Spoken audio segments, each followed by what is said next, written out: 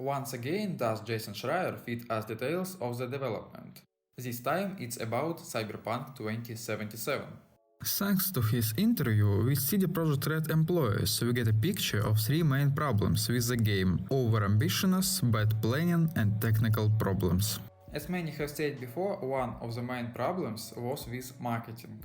To be more precise, more effort was put into marketing than the development of the game itself. Many people are surprised how came the game is so raw, given the development period of 2015 to 2017. Could easy it turn out if the development time was even shorter. Because of that, the developers will have to spend the next few months fixing the game rather than doing new projects. Wake the fuck up, samurai. We have the development to discuss. Marcin Nowinski have said in his public statement that the testers didn't find so many critical bugs before the release. But the developers insist that it was not good like that. Bugs were detected, but there was no time to fix them. The game had to be released. The development of the Cyberpunk required new technologies to be developed for the Red Engine, but it really slowed the process down, because they were being developed simultaneously with the game development. Many developers compare this to driving a train while the rails are being set up right in front of it as it moves forward. Everything would have gone much smoother if the rails have been set up beforehand. The top phrase of the executives was, "We will deal with it during the development process." In fact, proper development began at the end of 2016 to start of 2017, and even at that time the studio was dealing with getting rid of imperfections of the Witcher 3 add-ons. Also, at this exact moment the team decided to restart the development and start from scratch. So, it's most likely that all the early trailers were made using the version of the product which doesn't exist anymore.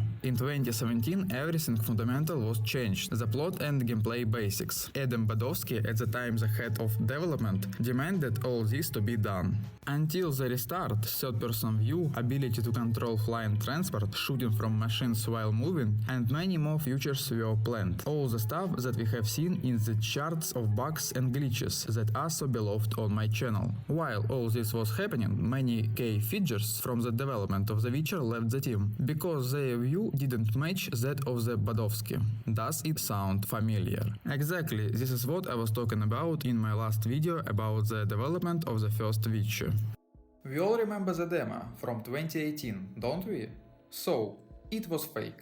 Quickly made in less than a year just in order to impress the public. The studio didn't have any more or less finished product at that time, so many features from the trailer are missing in the final game. Many developers claim the demo was a waste of few months of development time which could have been spent on the final product. Many employees claim that they were forced to work overtime under the pressure of the management department and some executives. Ex-audio developer of the studio, Adrian Jakubiak, claimed that he had worked 13 hours every day, 5 days a week. According to Adrian, some members of the team even lost their families because of that. He said that given such condition, he made $700 per month. So he used to make about $500 per month with much less work in 2015. Even with such overworks, many developers took it as a bad joke when the marketing department at E3 2019 claimed the release date on the 16th of April 2020, because there was enough work to continue until 2022.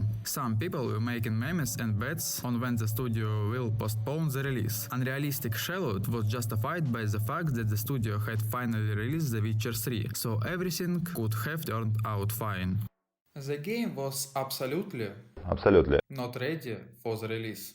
But the management department instead said the game had to be released in time before the release of PlayStation 5 and Xbox Series. That way the studio could get extra profit from the release on the new consoles. Some features were removed and the scale of the Night City was decreased. That helped to decrease the time needed for the development, but even so the team couldn't complete the game in time. Some engineers at CD Projekt Red told the executives that the game would be too complex for 7-year-old consoles, but the management declined this reminding them of the success of The Witcher 3. But at some point there was a moment of adequacy when the executives realized that the release had to be postponed from April to September 2020. In March 2020 all the employers had to start working from home because of COVID-19.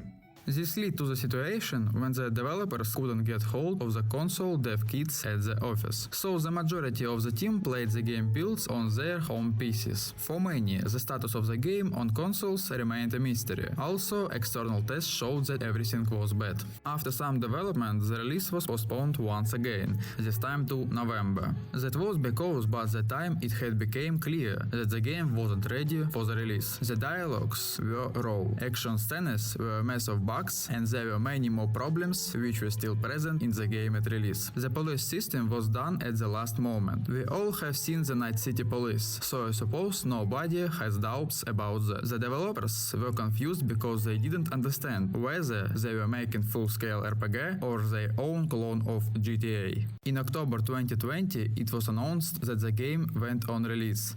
But at the time the studio kept finding new bugs. The release was postponed once again from November to December 2020, so that exhausted programmers could fix as much as was possible. Most of the employers in 2018 knew and told the executives that the game wouldn't be ready until 2020, but the management believed in the magic of CD Projekt Red.